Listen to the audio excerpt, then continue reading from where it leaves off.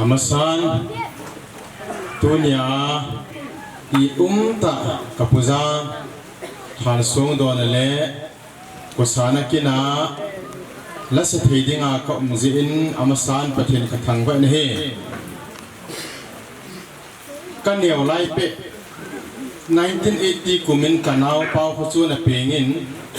82 kum chun athin ka I pe sen ha ka min hi ta bonga ka o hewna chu he kha ta lo hin ka pai na sei chu kap ta hin boy na naw he thia hi poi ai mu mi le he ti tu chan ge ka thi san he na chang da ni aban na tap kom phunga hen ka u cha wa ka to khom na wa I pu te o mau kwat te khu e u dinga le sin a dinga pathin ta bong a hi I zena mitile na pu te ho le na pu son te o khanga chu pasal ini ki zil mo hel zi wa chu tu a hi te se ho jong he una ti ga mo he tai hi chur am ho oi sunga ko na khu pasal ka hum ki zil wa tu an ho jong na mu pin son son o hi an ti ne hi chun tap ko phunga neulaya ka pan an se hi la do zium talo ka this sanu wa he ka u cha wa chang cha he tai hi chun tu ni hin tu nia kini ne pi pao ka puzang zong hau han tong hin dong in tin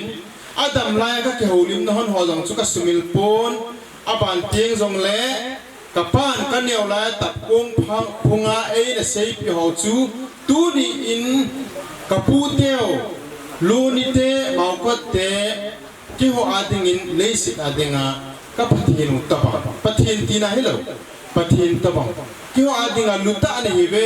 hi ka se do no me he ka pa me hi zam khozan a hi in ka pi ka pa nu min che hele lam khuling a hi in ama chu a hi nau ni nu chu ya chu ama sunga ko na chu keu hi pasal ka hung ki ziluwa ke ma pe na nu ta chu za ta ka ngai lu amon jong ai ngai lu ka pu te tol phe te hi in ka pan ta kung phunga ai na vo pi hin si ka tisana chang chun keu win sunga dinga ka pu te o lu ni te ma ka te hi dam sunga ka khamu ba ka su mi lo ding he ta ve ti ka se do no me he he chen tu ni hin ala ka hin sa ding pa he ka pu du huzang ka ti je he he chila hi in sung mia dinga lin ta ho ma bol the hinan ai wangin kapu kina hi ke man ka en che ka ki halu zeng hin ya so hala hi chang khan na bong thing pha bang da lim dam noi ti hi kapulu khu jang ka se na hi ama ko ma chu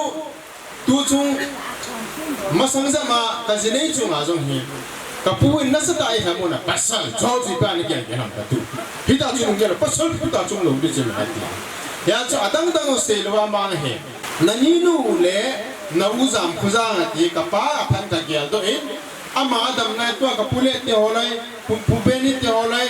khuzang te holai ka mule kapa mu tabang ka gyal hin ei la mon thei pen pa kalumun na pen pa am ta lo hi kapa lo la chung chona jong kalumia athom ho be che nei le hi a chu kapa min do kapa tha hi na ni nu le na uzam khuzang zamolem sa ka ngai chen ho chul phang ba na sa nga na lam tu vin te ti ka gel te ka lu amu chum chum je ka ti he aban te na dam lai ni ku anei ko na ka tu ti anei ko o lung la ya hin aging jing se nge ka zo me la ka mu ni be ka ti he a chai na chu hia le a sung do nai ma chang ti pang be bu lo ai ma chi su ni ka ga hok tha dam sia chan che mei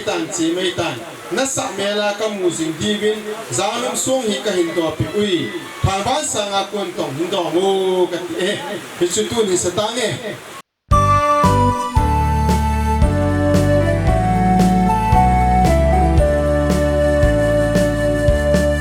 hong thing pha bang na la lim dam noi na tu le na cha te nop le na sing sung ni na ngai cheng ho le u mi pung go cheng in na vai moi pat sum bang kinot saka upa khang gui nalham tai kapulo ni pa mau kotte thake sabo kapu hun khoza nang lâu vin vàng khozo la dai dam te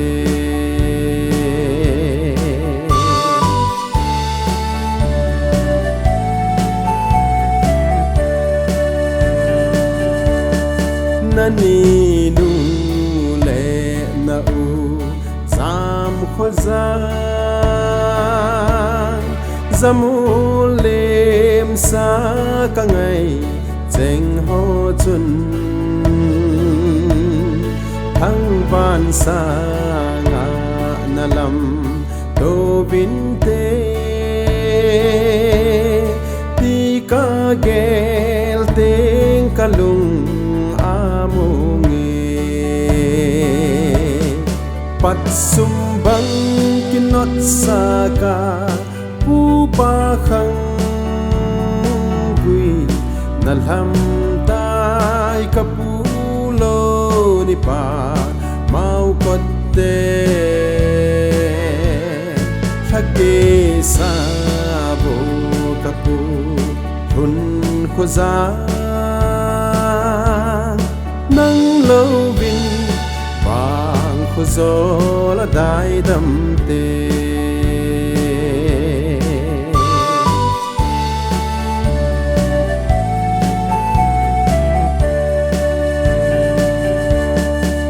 đâm lại ni khô a đây câu na ka tu tia ne câu na o lung la ya in aging sing zenge ka zo me la kamu nahi mein pat sumbang kinot saka upa khang gui nalham tai kapulo ni pa mau kotte thake sabo kapu hun khoza nang lâu vin vàng khozo la dai dam te